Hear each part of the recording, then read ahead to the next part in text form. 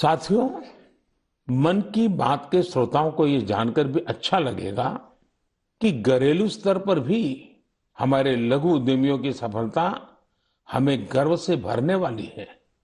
आज हमारे लघु उद्यमी सरकारी खरीद में गवर्नमेंट ई मार्केट प्लेस यानी जेम के माध्यम से बड़ी भागीदारी निभा रहे हैं।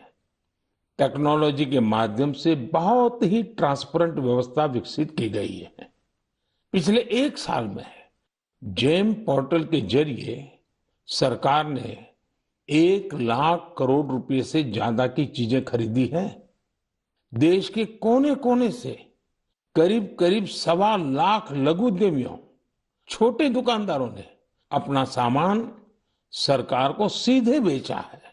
एक जमाना था जब बड़ी कंपनियां ही सरकार को सामान बेच पाती थी, लेकिन अब देश बदल रहा है, पुरानी व्यवस्थाएं भी बदल रही है।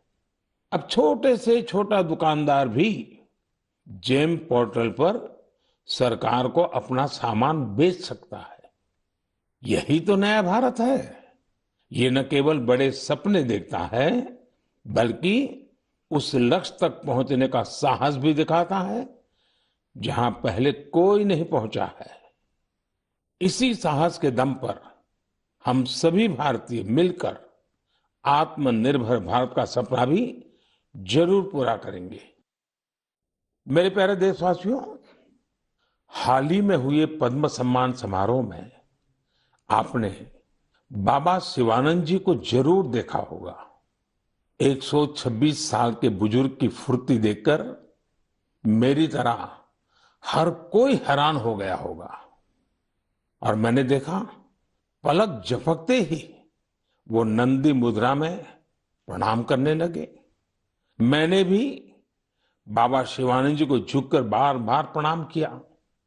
126 वर्ष की आयु और बाबा शिवानंद की फिटनेस दोनों आज देश में चर्चा का विषय है। मैंने सोशल मीडिया पर कई लोगों का कमेंट देखा कि बाबा शिवानंद अपनी उम्र से 4 गुना कम आयु से भी ज्यादा फिट है। वाकई बाबा शिवानंद का जीवन हम सभी को प्रेरित करने वाला है। मैं उनकी दीर्घ आयु की कामना करता हूं। उनमें योग के प्रति एक पैशन है और वे बहुत हेल्दी लाइफस्टाइल जीते हैं। जीवेम शरदः शतम। हमारी संस्कृति में सबको 100 वर्ष के स्वस्थ जीवन की शुभकामनाएं दी जाती हैं। हम 7 अप्रैल को विश्व स्वास्थ्य दिवस मनाएंगे।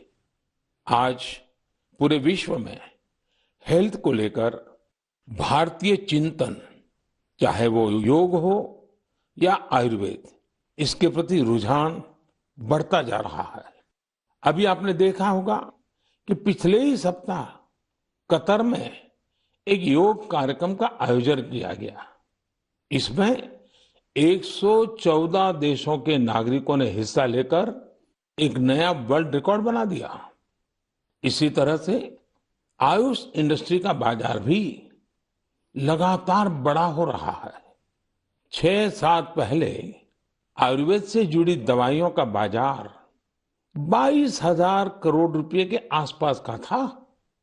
आज आयुष मैन्युफैक्चरिंग इंडस्ट्री 1,40,000 करोड़ रुपए के आसपास पहुंच रही है। यानी इस क्षेत्र में संभावनाएं लगातार बढ़ रही हैं। स्टार्टअप वर्ल्ड में भी आयुष आकर्षण का विषय बनता जा रहा है। साथियों, हेल्थ सेक्टर के दूसरे स्टार्टअप्स पर तो मैं पहले भी कई बार बात कर चुका हूं, लेकिन इस बार आयुष स्टार्टअप्स पर आपसे विशेष तौर पर बात करूंगा। एक स्टार्टअप है कपिवा। इसके नाम में ही इसका मतलब छिपा है। इसमें क का मतलब है कफ, पी का मतलब है पित्त और वा का मतलब है वात। यह स्टार्टअप हमारी परंपराओं के मुताबिक हेल्दी ईटिंग हैबिट्स पर आधारित है। एक और स्टार्टअप निरोग स्ट्रीट भी है। आयुर्वेद हेल्थ केयर इकोसिस्टम में एक अनूठा कंसेप्ट है।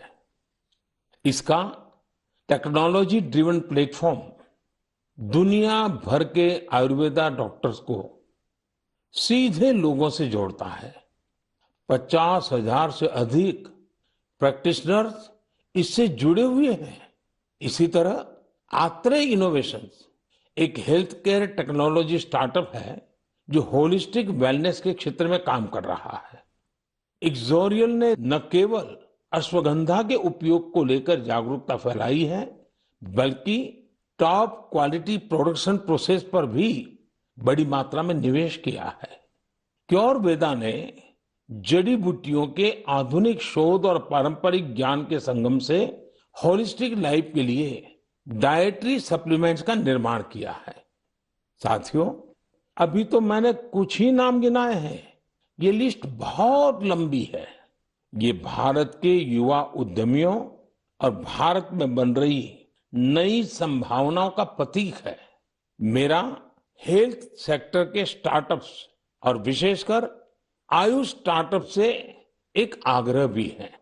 आप ऑनलाइन जो भी पोर्टल बनाते हैं, जो भी कंटेंट क्रिएट करते हैं, वो संयुक्त राष्ट्र द्वारा मान्यता प्राप्त सभी भाषाओं में भी बनाने का प्रयास करें। दुनिया में बहुत सारे ऐसे देश हैं जहां अंग्रेजी न इतनी बोली जाती है और ना ही इतनी समझी जाती है। ऐसे देशों को भी ध्यान में रखकर अपनी जानकारी का प्रचार प्रसार करें। मुझे विश्वास है भारत के आयुष स्टार्टअप्स बेहतर क्वालिटी के प्रोडक्ट्स के साथ जल्द ही दुनिया भर में छा जाएंगे।